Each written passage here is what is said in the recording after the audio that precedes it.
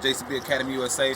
Today I'm at your local junkyard talking about vehicles and how to price them and what to actually pay for them when you're purchasing the vehicle and what to look for when you're picking up one. So here we have a Ford Focus, probably 2003. Typically you want to make sure that the battery is inside of the vehicle right here.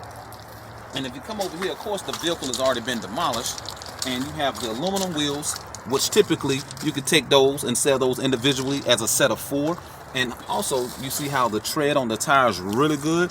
You can actually take those to your local tire shop and you can actually get anywhere between $10 to $15 to $20 per rubber and $15 to $20 per aluminum wheel.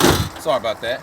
And typically when you're checking out a vehicle, when you go to a customer house, you definitely want to get down on one knee, of course, and you want to check for the catalytic converter system, which you can see has already been cut either by an automobile recycler or your local junkyard.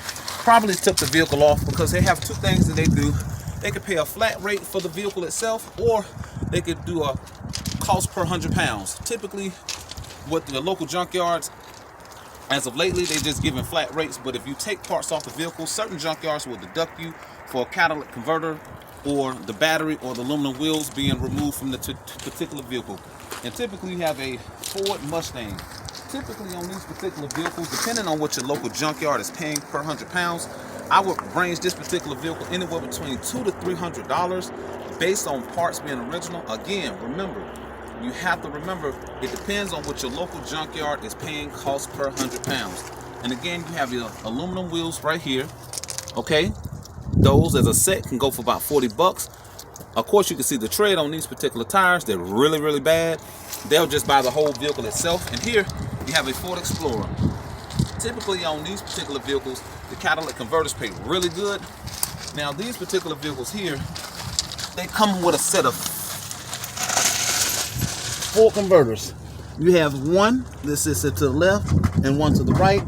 Then you have one that sits on the left hand side. And typically with those particular converters, you have your 1214s and your 1215s, and they have a standard cat that sits on the left side of the vehicle.